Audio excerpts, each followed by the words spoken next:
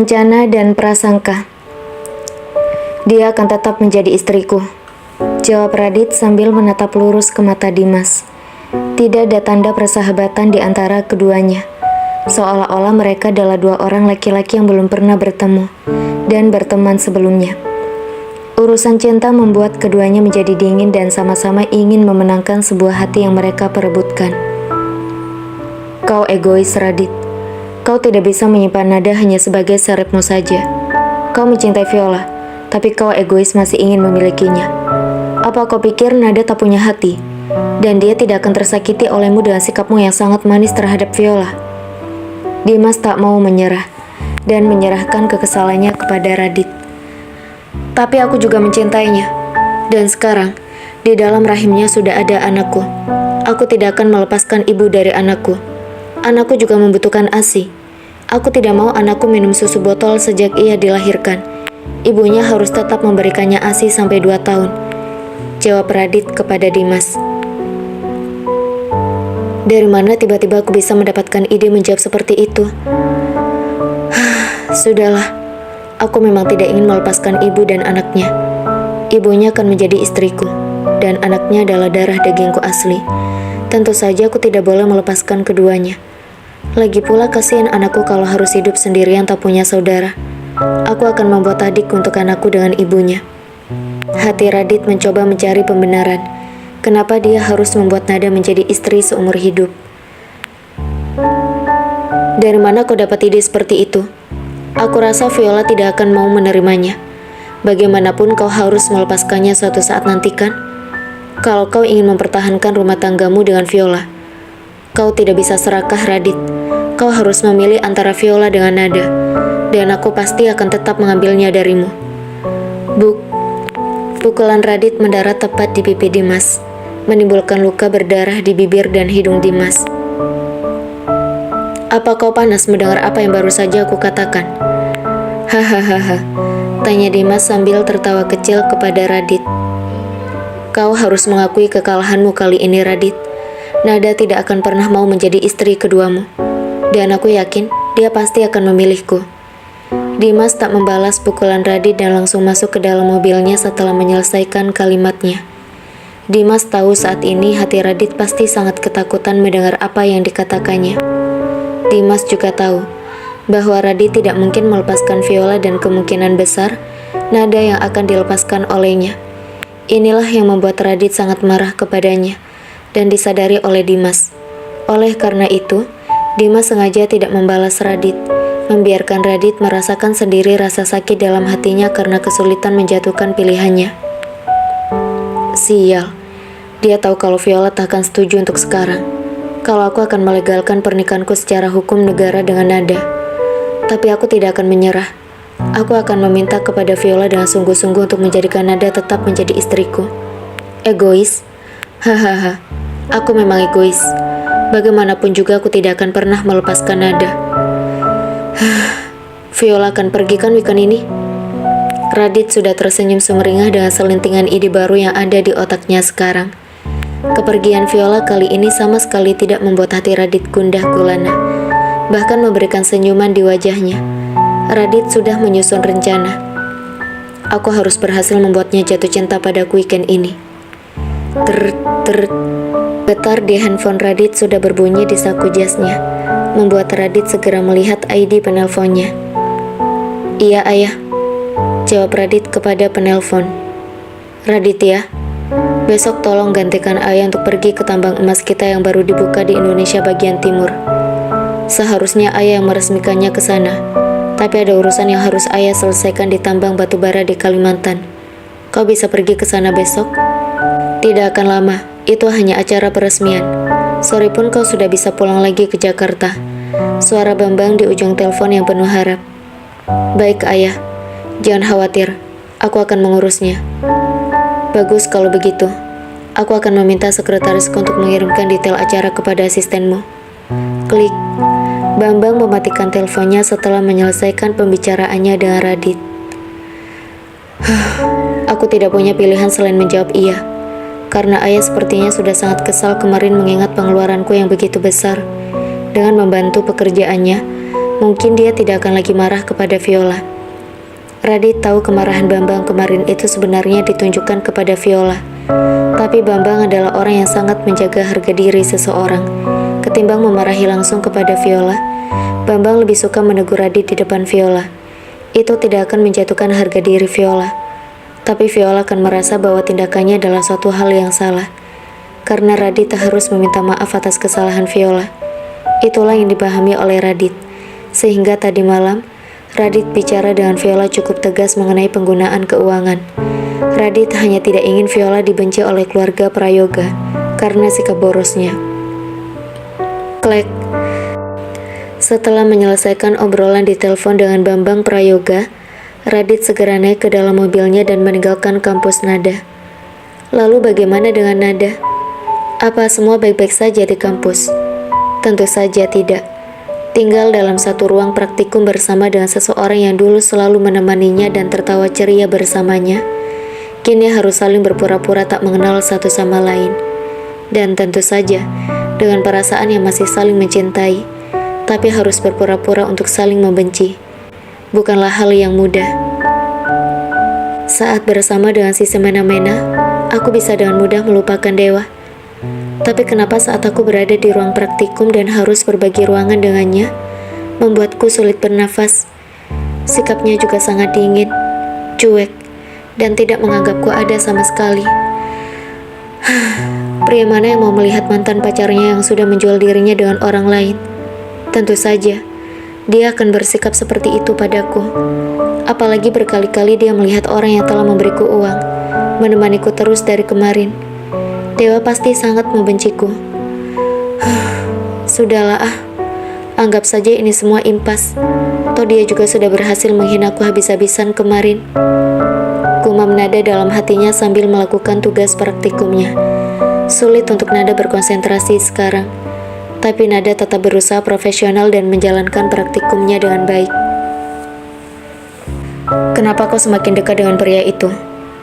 Bukankah hubungan kalian hanya sebatas dia ingin meminjam rahimmu? Kenapa sekarang dia bahkan mengantarmu pakai motor? Apa kau merangkul dia sama seperti kau merangkulku saat naik motor? Harusnya aku berangkat lebih pagi supaya tak melihatmu. Kini sungguh kau telah berhasil membuat hatiku semakin buruk.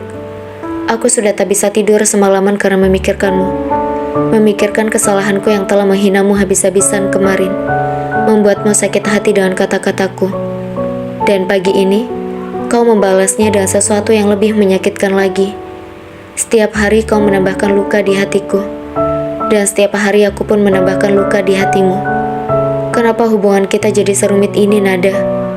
Aku mencintaimu, dan kau mencintaiku. Lalu kenapa sepertinya semua ingin sekali memisahkan kita?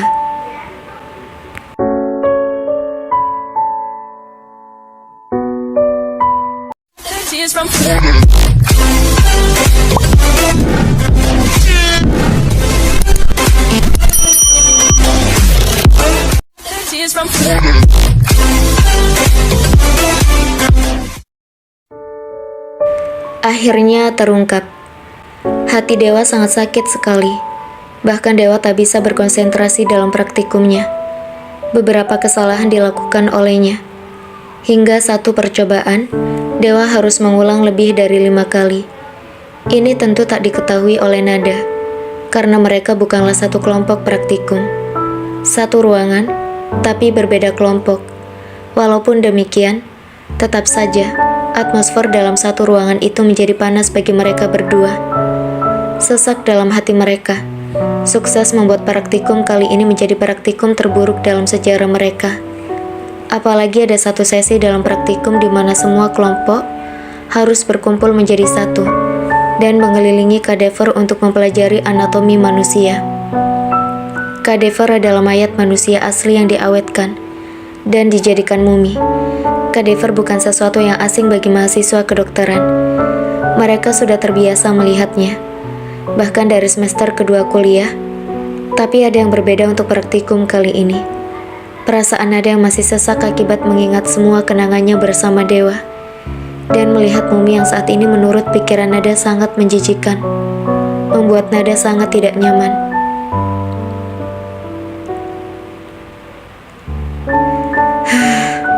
Ada apa dengan tubuhku sekarang? Aku mual sekali. Rasanya sangat menjijikan melihat Kadifer seperti itu. Pas sekali di seberang Kadifer itu adalah Dewa. Melihat Kadifer itu sama saja seperti aku melihat Dewa.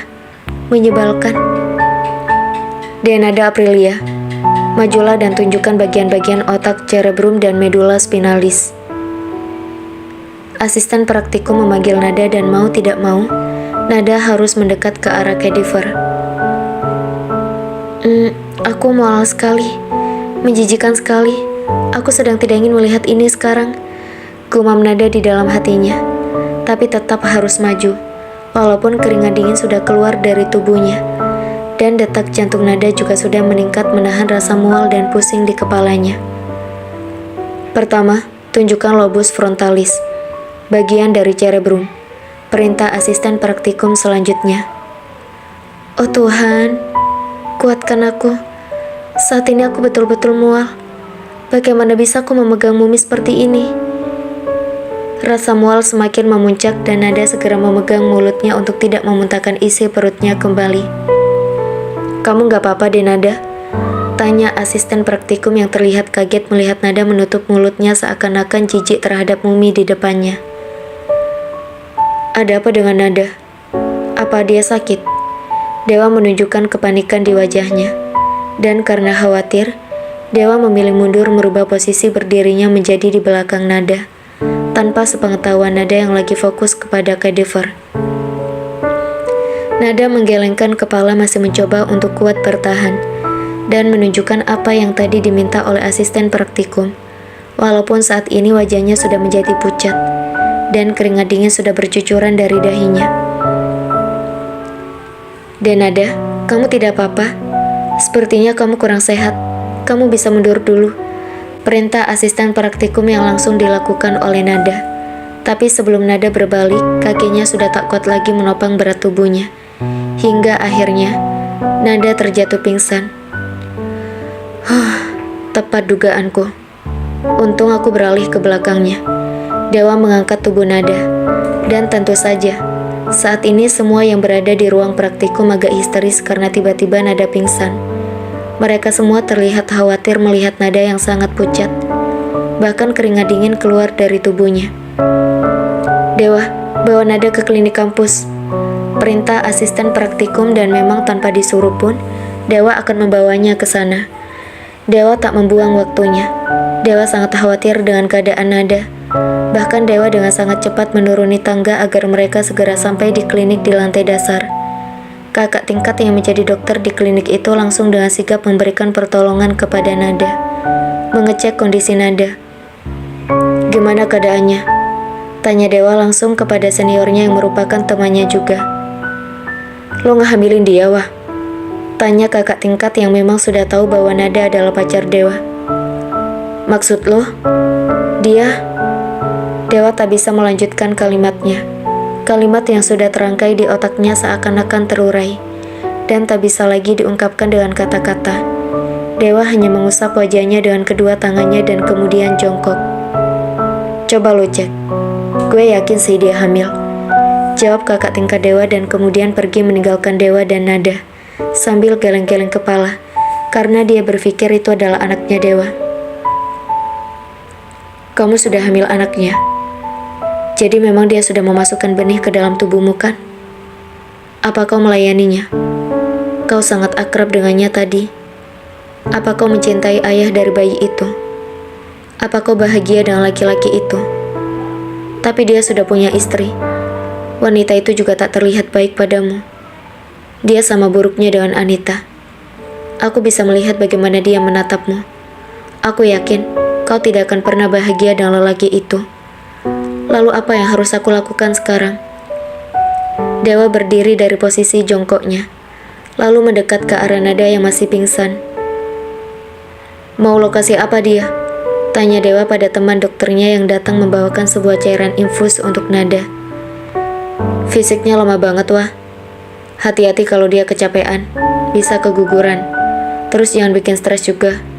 Tadi gue cek tekanan darahnya juga rendah. Lebih enak kalau lu bawa cewek lu ke dokter Objin aja. Bisa lu datang ke kliniknya si Sylvie. Nanti gue bilangin sama dia.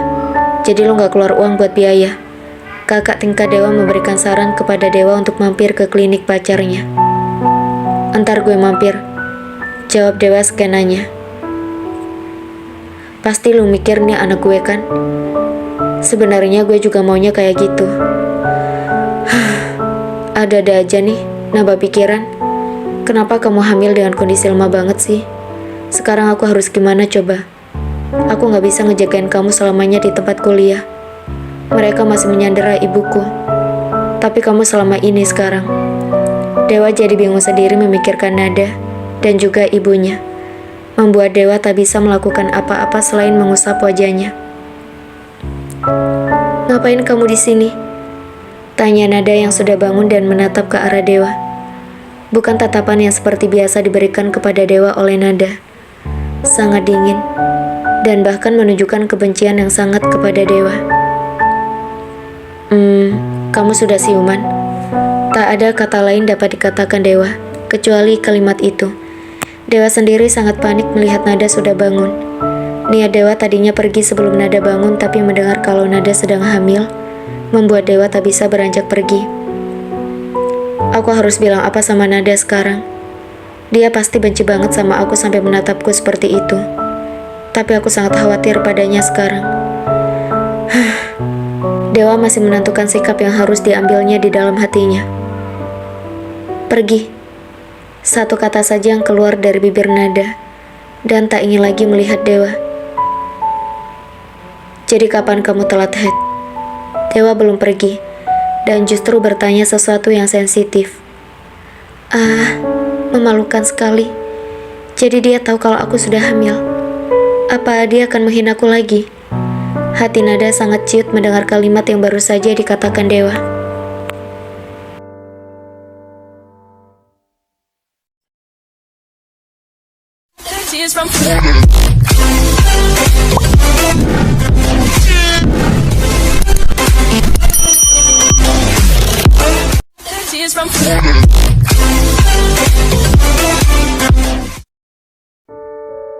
Apa yang kau inginkan? Apa pedulimu? Apa sekarang kau ingin mengumumkan di kampus ini bahwa aku menjual diriku 25 miliar dan aku hamil dari hasil menjajakan diriku? Apa kau ingin mengungkapkan bahwa aku adalah seorang wanita sewaan yang bisa disewa kapanpun asalkan mereka punya uang untuk membayarku? Dan apa maumu berada di sini? Apa kau menolongku saat aku jatuh tadi? Wah, aktingmu bagus sekali ya. Bahkan kau masih ingin terlihat peduli padaku di depan teman-teman sekelas. Dewata Arjuna yang sangat baik hati dan sangat perhatian.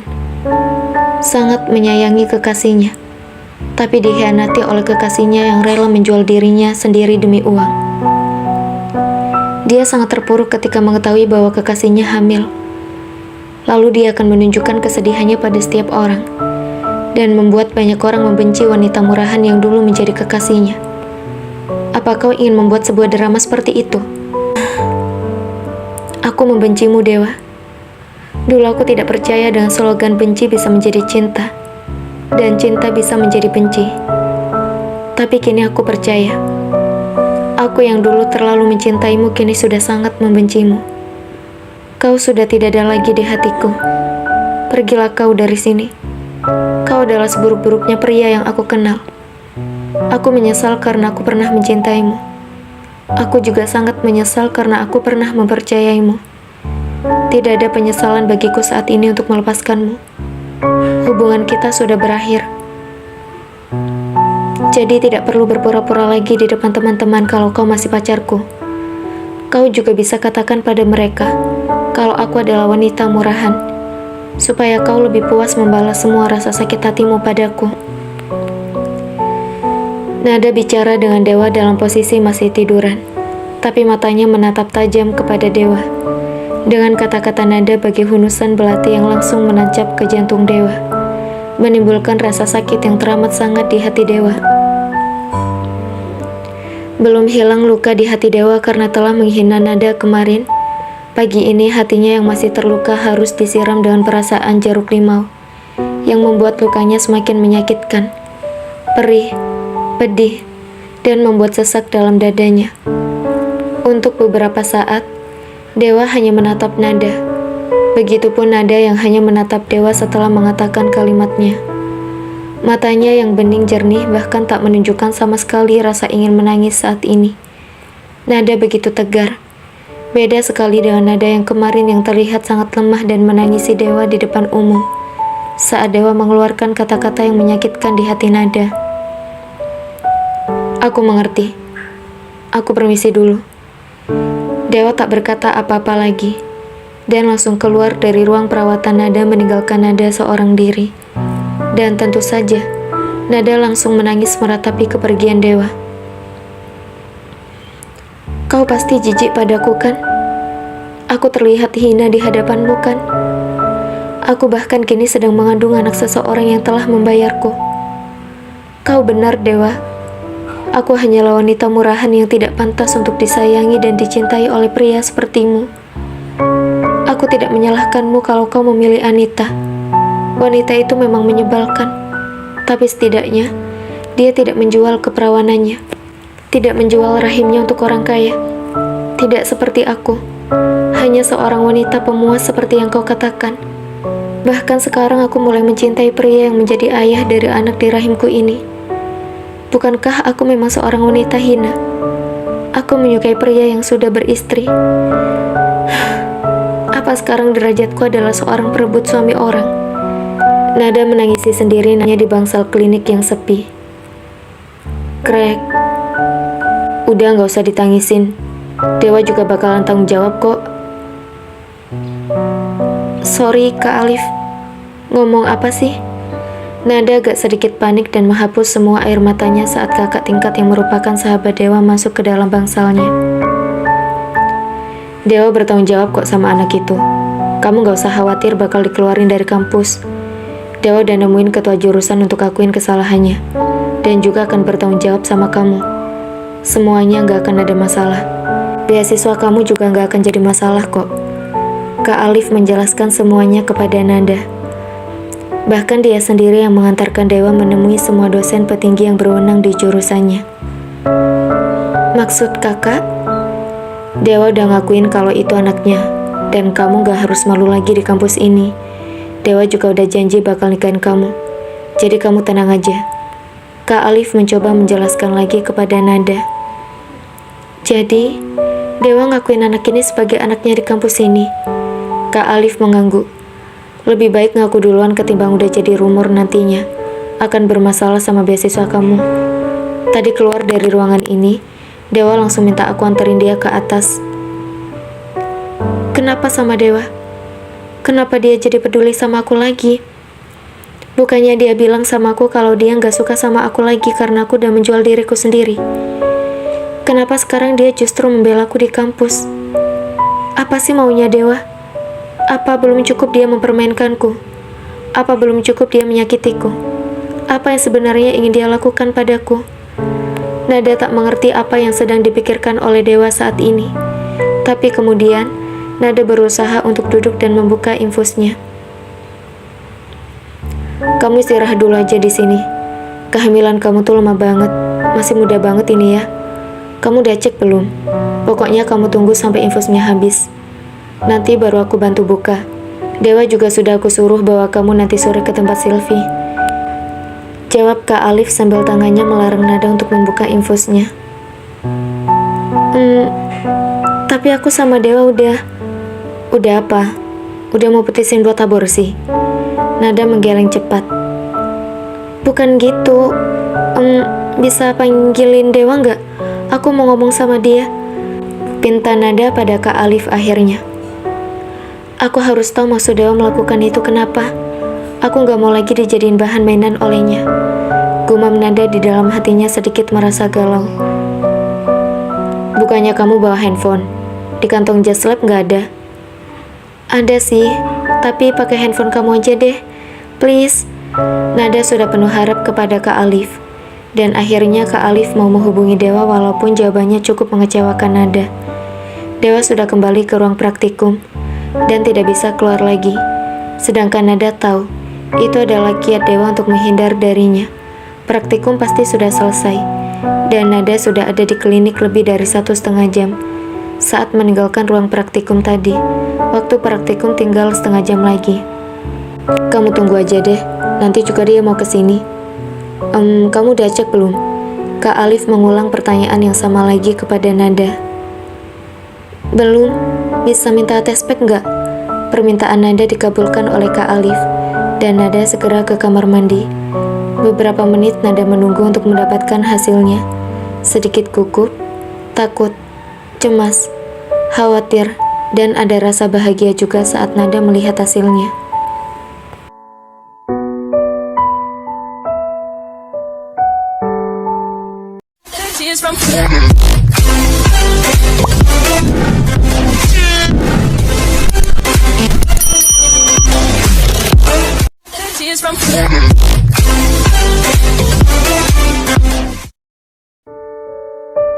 Kejujuran yang tertunda. Ternyata kau benar, benihmu memang bagus, dan sekarang kau membuktikannya padaku. Apa jenis kelaminnya ya? Apa dia akan mirip denganmu? Apa dia juga akan mirip denganku? Apa kau akan bahagia kalau sudah mendapatkan bayi ini? Dan apa artinya? Itu kita akan berpisah. Aku rasa aku belum berani membayangkannya sampai sejauh itu. Nada menggelengkan kepalanya, lalu membuang tes packnya. Berikan aku sedikit waktu untuk menguatkan diriku. Aku belum berani cerita padamu. Maafkan aku kalau aku egois kali ini. Gumam Nada dalam hatinya yang sudah membuang tes pack dan sekarang keluar dari ruang perawatan. Hei, kamu gak mau nunggu Dewa dulu? Tanya Kak Alif dari dalam yang setengah berteriak kepada Nada. Nada menggelengkan kepalanya. Aku mau ke loker dulu, jawab Nada sambil menutup pintu klinik dan berjalan menuju ke lantai 3 tempat di mana praktikum berlangsung tadi. Kau, hanya itu kata yang keluar dari bibir Nada saat berpapasan dengan Dewa di tangga sebelum Nada melangkah naik ke atas tangga. Ini tasmu, semua perlengkapanmu ada di dalam. Dewa mengulurkan tangannya dengan tas Nada yang sudah ada di tangannya. Apa maksudnya semua ini? Apa maumu sebenarnya sih? Kau sudah menghinaku habis-habisan, dan sekarang kau mau berbuat baik padaku lagi. Sebenarnya apa yang sedang kau rencanakan padaku? Apa kau pikir hatiku ini adalah mainan? Kalau kau suka, kau bisa bermain denganku. Kalau kau bosan, kau bisa cari mainan yang lain. Apa seperti itu? Apa semua laki-laki menganggap wanita seperti itu? Hanya alat untuk bermain yang bisa mereka gunakan dan bisa mereka buang kapanpun mereka mau. Nada tak menunggu jawaban dari Dewa dan sudah hendak mengambil tas yang berada di tangan Dewa. Bahkan kau masih menggunakan cincin pertunanganmu dengannya sekarang, dan kau bersikap baik padaku dengan mengakui bayi ini adalah anakmu hanya untuk menyelamatkan beasiswaku. Sebenarnya apa sih maumu? Apa kau memiliki kepribadian ganda? Cincinmu itu membuatku sakit. Kau belum bertunangan tapi kau sudah memiliki cincin yang mengikat pasanganmu. Sedangkan aku sudah menikah. Bahkan suamiku sendiri bilang kalau sudah menikahiku. Dan aku adalah istrinya walaupun aku istri keduanya. Tapi tak ada satupun cincin tersemat di jariku. Apalah bedanya aku dengan wanita simpanan? Tentu aku bukan wanita simpanan. Aku hanya wanita sewaan. Wanita yang disewa rahimnya supaya anaknya bisa lahir ke dunia. Aku iri padamu, Dewa. Setidaknya wanita jahat itu menginginkanmu berada di sisinya. Dan kau tidak akan dibuang seperti aku yang akan dibuang setelah bayi ini lahir. Celetuk Nada di dalam hatinya saat melihat cincin berada di jari manis Dewa. Untuk beberapa saat, Nada tidak memalingkan wajahnya dari cincin itu. Dan Dewa pun yakin bahwa Nada sedang menatap cincin di jarinya. Kau pasti berpikir kalau aku mengkhianatimu kan? Aku seburuk-buruknya lelaki yang kau kenal. Apa sekarang predikatku seperti itu di hatimu? Jadi apa yang aku katakan kemarin itu betul-betul menyakitimu? Kau pasti sangat membenciku karena itu kan? Dewa bergumam sambil menghela nafas melihat kepergian Nada meninggalkannya setelah mengambil tas dari tangannya. Dewa hanya berdiri di sana tanpa mengatakan apapun. Sekarang aku tidak yakin kalau aku sudah menyelamatkan ibuku. Apa kau akan mau kembali padaku? Hatimu sudah benar-benar tersakiti oleh perbuatanku. Saat ini, bila ada seseorang datang kepadamu dan dapat menghilangkan luka itu, aku yakin sekali, kau pasti akan menyukai laki-laki itu, dan kau pasti akan melupakan tentang kita. Kau akan tetap mengingat bahwa aku adalah pria yang sangat buruk yang telah menyakitimu, dan membuatmu dipermalukan di hadapan umum. Maafkan aku, Nada. Aku juga tidak ingin hidup seperti ini. Aku tidak ingin memakai cincin ini. Tapi sekarang nyawa ibuku sedang dipertaruhkan. Aku tidak ingin ibuku meninggal dengan cara seperti itu. Aku ingin secepatnya menyelamatkan ibuku, supaya aku bisa datang lagi kepadamu sebelum seseorang mengetuk pintu hatimu. Hati Dewa semakin merasakan sakit ketika Nada sudah berlalu pergi darinya.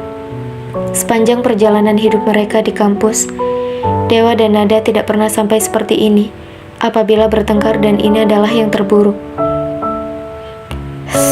Aku tidak bisa seperti ini. Aku harus menjelaskan kepada Nada masalah yang sebenarnya. Aku tidak bisa membuat Nada berlarut-larut membenciku dan membiarkan orang lain masuk menggantikanku. Aku harus segera memberitahukannya untuk menjaga hubungan kami. Dewa kemudian berlari di koridor untuk mengejar Nada. Dewa sudah memutuskan untuk jujur kepada Nada apa masalah sebenarnya yang membuatnya melakukan hal seperti kemarin. Jadi, pria itu sudah menjemputmu lagi. Kenapa dia sekarang menjemputmu pulang dan pergi? Apa karena dia ingin menjaga anaknya? Aku rasa begitu. Tapi aku rasa dia memiliki perasaan lain padamu. Dia sudah mengatakan perasaannya untukku kemarin di mall padaku. Dia menginginkan yang lebih darimu. Belum sempat Dewa berbicara dengan Nada, pemandangan di depannya sudah membuat Dewa memilih bersembunyi di tiang koridor daripada harus mengejar Nada dan berbicara dengannya. Hari ini, Dewa memilih untuk mengalah dan membiarkan Nada pergi bersama Radit. Aku akan bicara denganmu lain waktu. Dewa melangkah pergi ke arah sebaliknya dan menjauh dari Radit dan Nada. Setelah mata Dewa sebelumnya bersinggungan dengan mata Radit yang menghadap ke arahnya, sedangkan Nada menghadap ke arah sebaliknya. Oh, apa dia mengejarnya tadi? Apa yang ingin dia katakan kepada istriku? Untung saja aku datang tepat waktu. Kalau tidak, mereka bisa bersatu lagi. Bagaimana ini? Aku tidak bisa membiarkan Nada memiliki banyak waktu bicara dengan pria itu. Tapi kan besok aku harus pergi ke pembukaan tambang emas baru. Aku tidak mungkin bisa menjemputnya tepat waktu. Bagaimana ini? Radit yang belum terima kalau Dewa masih mengejar Nada, mencoba mencari jalan keluar untuk mencegah Dewa bicara kepada Nada. Apa yang sedang kau perhatikan? Nada mengernyitkan dahinya kepada Radit dan menengok menatap ke belakang. Gak ada yang aku lihat. Ayo cepat, kita tidak punya banyak waktu. Dengan kedua tangannya, Radit membalikkan lagi kepala Nada supaya menatap ke arahnya. Tak perlu menengok ke belakang. Dan kemudian menarik tangan Nada untuk cepat-cepat masuk ke dalam mobil. Kenapa terburu-buru sih? Protes Nada. Ini sudah jam 2. Kau belum mencari baju, make up, dan membeli kado untuk acara tersebut. Ditambah lagi, kita tidak boleh telat untuk menunjukkan bahwa kita menghargai mereka. Kamu juga harus searching di internet. Bagaimana cara-cara membuat bonsai. Kamu harus menunjukkan sedikit ketertarikan terhadap hobi mereka itu. Kamu harus bisa membuat mereka terkesan.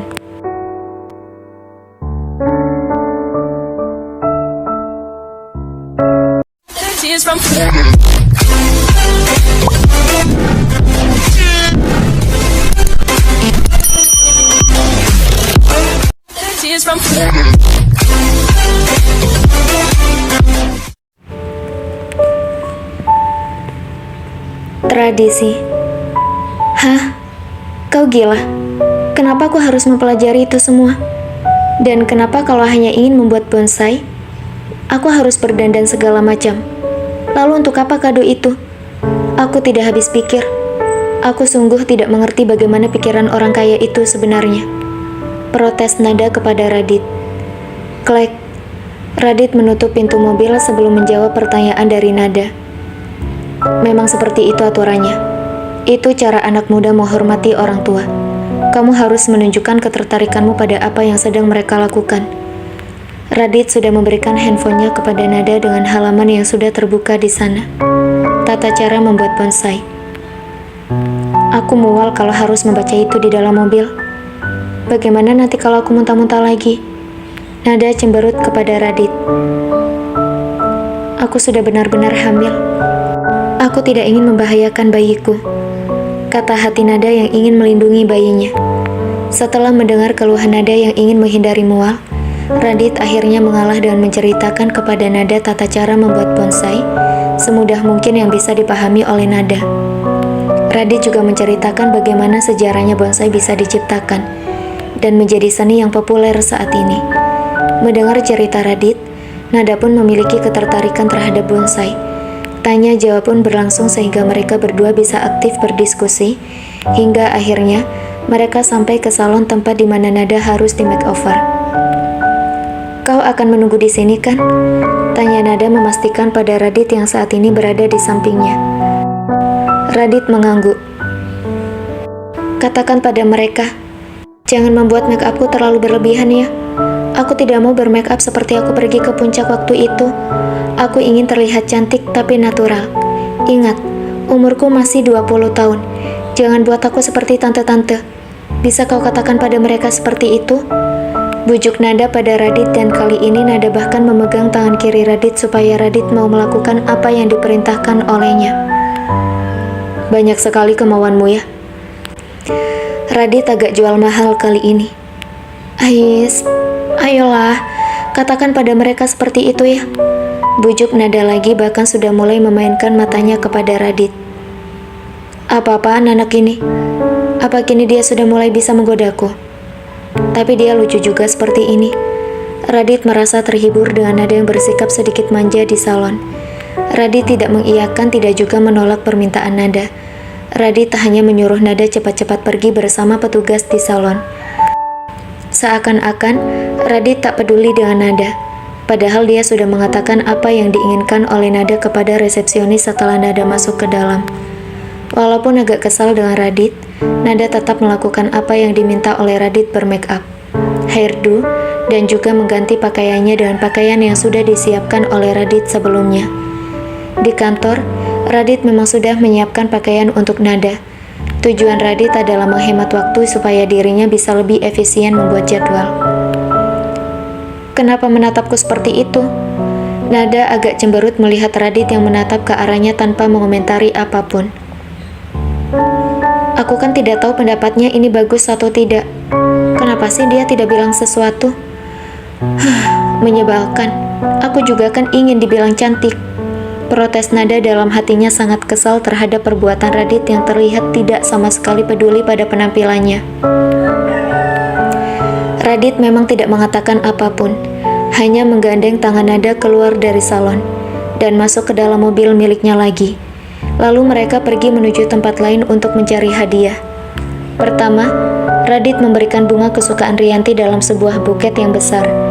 Kedua, mereka mampir ke toko kue langganan keluarga Prayoga untuk membeli pesanan yang biasa dibeli oleh Rianti. Ketiga, Radit pergi ke sebuah mall dan membeli 30 handbag keluaran terbaru dengan model, motif, dan warna berbeda. Radit memang sudah menanyakan lebih dulu kepada Rianti melalui sambungan telepon berapa orang yang akan hadir ke acara tersebut. Ini adalah sebuah tradisi. Rianti pun paham kenapa Radit bertanya seperti itu. Kenapa kau membeli banyak sekali hadiah seperti itu? Tanya Nada yang sudah mulai geram dan tidak tahan lagi untuk dia menunggu Radit menjelaskan semuanya kepadanya. Aku sudah bilang padamu, ini adalah tradisi. Memang seperti ini yang harus kamu lakukan kalau ibuku mengundangmu. Jawab Radit sambil menyadarkan tulang belakangnya di sandaran mobil, dan tangannya memijat keningnya yang terasa penat setelah berbelanja semua persiapan untuk Nada hadir ke acara Rianti. Aku tidak akan melakukan apa yang kau lakukan kalau mereka mengundangku lagi.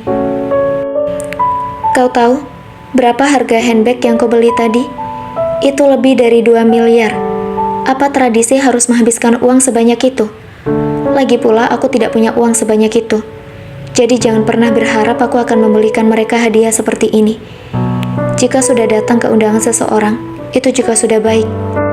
Tidak perlu lagi harus meminta-minta hadiah kepada yang diundang. Nada mencibir. Cukup beritahu aku setiap kali ibuku mengundangmu.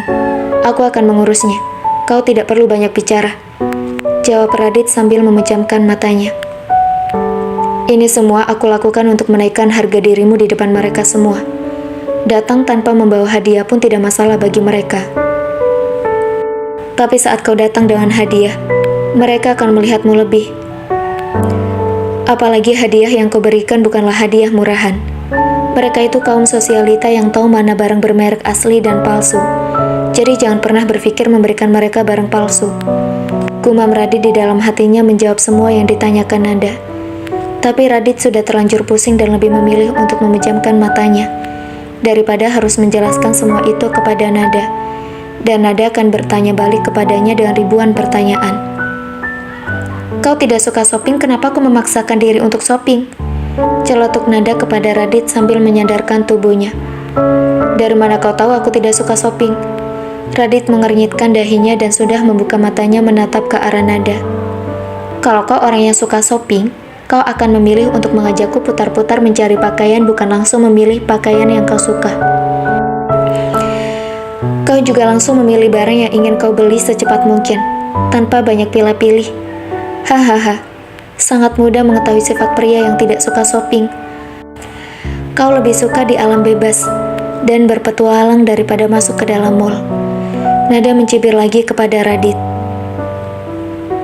Baiklah, lain kali kau temani aku ya berpetualang. Idih, mintalah pada istrimu untuk menemanimu. Jangan meminta padaku. Nada menggelengkan kepala dengan malas. Kau kan istriku, makanya aku minta padamu. Radit kemudian mengecup bibir Nada dan memberikan sentuhan hangat di sana untuk beberapa menit. Serangan mendadak yang tidak sama sekali dipersiapkan oleh Nada untuk melawannya. Yes, apa sih yang kau lakukan? Nada protes pada Radit dan ingin menjauhi Radit. Akan tetapi, Radit sudah menariknya lebih mendekat kepadanya. Kau juga membalasnya tadi, jadi jangan menyalahkanku. Aku tidak ingin ribut denganmu. Pakailah ini selalu. Ini adalah cincin pernikahan kita. Radit menyematkan sebuah cincin berlian bermata putih yang sangat cantik. Radit menyematkan sebuah cincin berlian bermata putih yang sangat cantik di jari manis Nada saat mereka memasuki gerbang rumah besar keluarga Prayoga.